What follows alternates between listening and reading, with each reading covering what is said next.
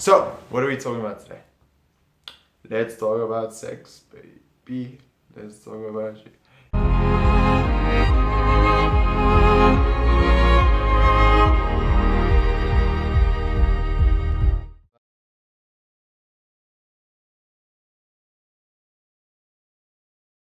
Hi guys, what's up? My name is Marco Manzella and welcome to the I Am Catholic YouTube channel.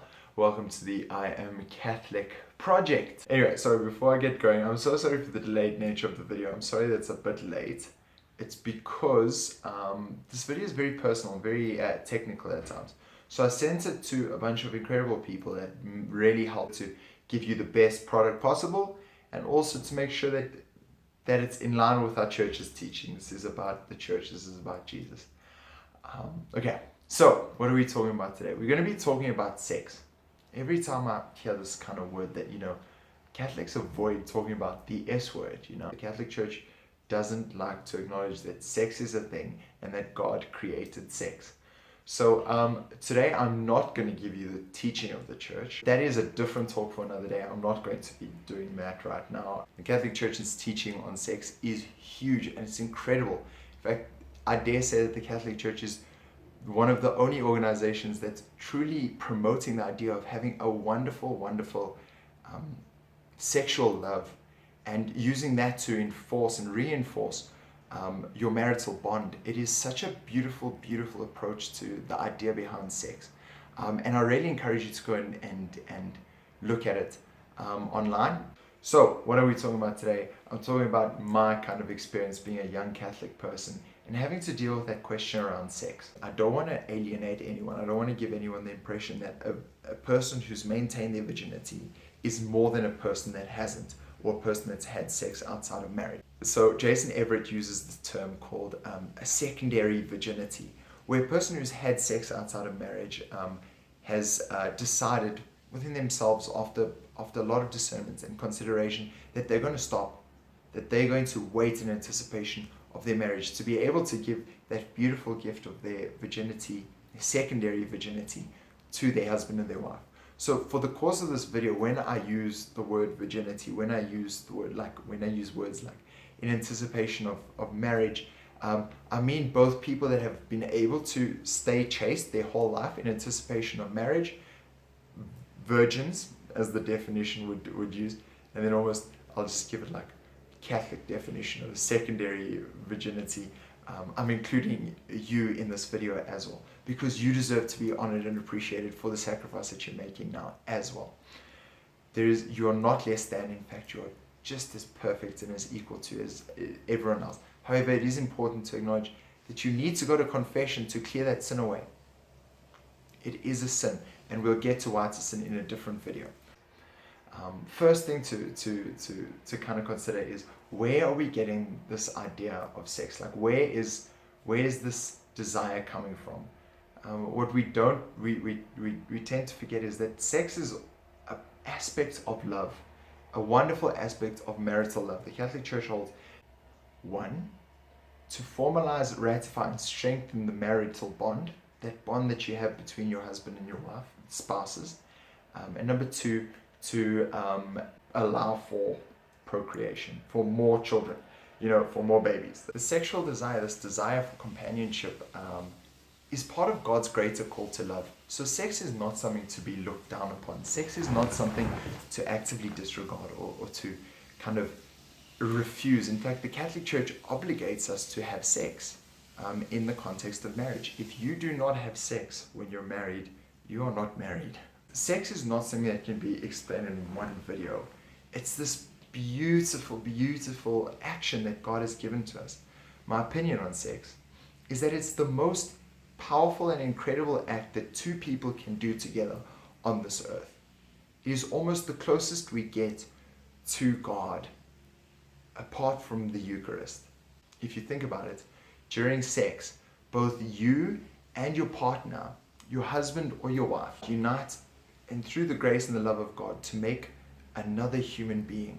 There is no action in this world almost close to as powerful as being able to give life to another person.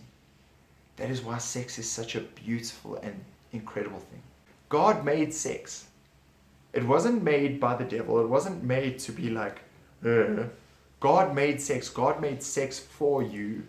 It's something that he wants us to have, but in the correct context. Sex is so powerful. Power used in the wrong manner can be incredibly dangerous. So everything around us is constantly hypersexualized. Everything is trying to encourage sex in one form or another. The music that we listen to, the pictures that we see, the videos that we watch, the movies that we watch. It's all leads towards this idea that sex is the answer. And that's not what it is.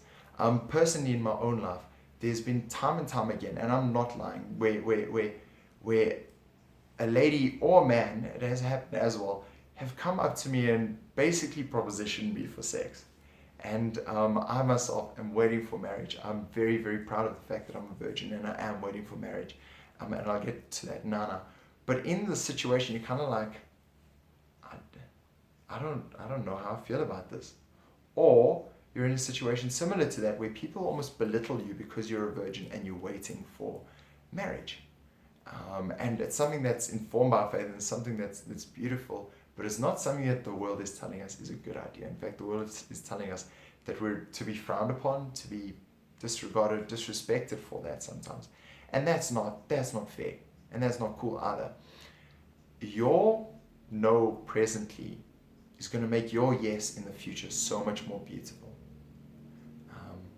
This idea that it's something that I'm applying in my own life. The reason I'm a virgin is because one day I would love to look at my wife and be like, dear, being able to wait for you has not been easy. My virginity, this gift, is a gift for you. Maybe bent, maybe a little bit dented in some areas because of the world that we live in and because of my own kind of struggles. But this is for you, and this I give to you. It was always for you. Being able to wait patiently in anticipation of something that you can't even see yet, that is faith. And that's beautiful. That should be honored. That should be acknowledged. God looks down upon you, and I think he of anyone will be the person that will know best the struggle that you're going through in trying to maintain your purity and chastity. How to remain chaste in anticipation of marriage. It's not easy. The first thing is it's not easy. It's an effort, not an easy. You need to be praying for yourself, for your husband, for your wife in the future. You need to be able to say, Lord, I'm offering up this small denial of sexual pleasure, or I'm offering up this small denial of anything, or this small sacrifice, this patience that I'm trying to maintain in anticipation of this. Pray for your future husband and wife. Pray for yourself. That virtue of purity is so, so beautiful, and it's so wonderful. Number 2, prayer, patience, perseverance. You need these 3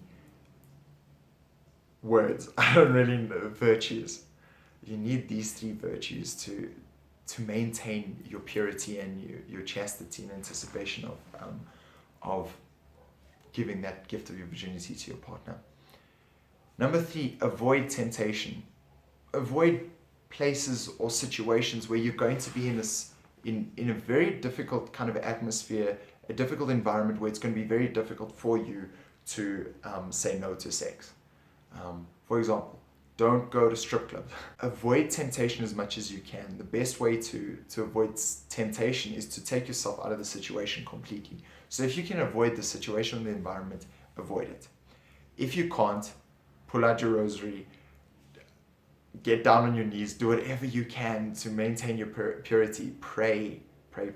Raise your mind up to God. Just be like, Lord, I need your grace right now. I need your strength right now to get out of this situation of temptation.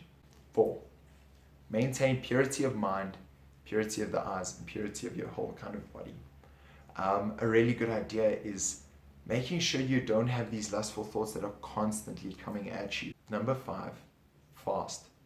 Fast for your future husband and wife. Me and my best mate have signed up to this program called E5 Men, the E5 Man. And essentially it comes from Ephesians 5 in the Bible. So you fast one day in a month, one day per month, for your future spouse.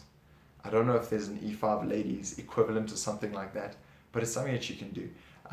So essentially what you do is you you fast from eating, you abstain from eating for 24 hours, but you give up that fast for your future husband and wife, that they may be strengthened in whatever struggles it is that they are going through, that your relationship may be strengthened into the future, that you may be blessed abundantly in anticipation of that whatever it is that you're going through right now may be aided and guided in the fast that your significant other is doing right now already. Being able to wait for your future husband and wife is such a beautiful and profoundly incredible thing that you can give them. I honor you and I value you for it. I really appreciate how difficult it is because it's something that I'm going through right now. But it's something that I'm also very proud of. So my final piece of advice would be proud of your virginity. Be proud of your chastity. Be proud of your purity. Make sure that it's something that you live out day in, day out. Because it's a daily choice to be able to wait for your husband or your wife. Be happy with yourself and give yourself credit because it is a struggle. It is a day in, day out effort. It is not an easy, it is an effort. I'll be praying for you guys. Please can you pray for me too in this journey towards purity and chastity. May God bless you. Please can you forward this link to any young person you know that this video may be relevant to, or any person you know that's really in the middle of the struggle to maintain their purity, to maintain their chastity, or someone you know that's maintaining their virginity in anticipation of marriage, be that secondary virginity or primary virginity. May you guys be blessed on this journey. I'm Catholic and I'm proud of it. I hope that you guys will be able to say the same thing about it. You'll be able to say, I'm a virgin and I'm proud of it. God bless.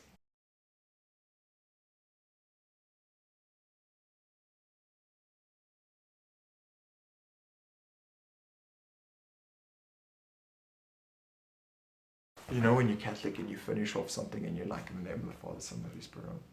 Yeah, I almost just did that. It's a bit awkward. Have a great day.